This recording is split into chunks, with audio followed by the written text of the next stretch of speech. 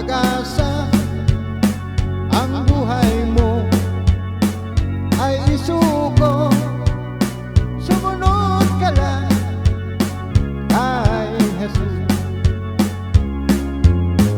Kung gusto mo ang buhay na may gabay ng kalangitan sa buhay mo, siya'y tanggapin, pagarin lagi si Jesus.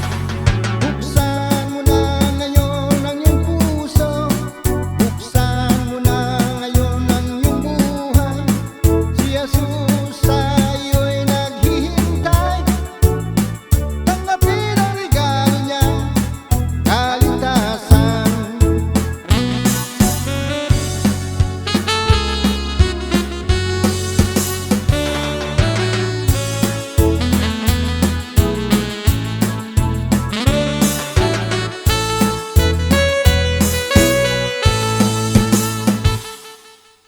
Kung gusto mo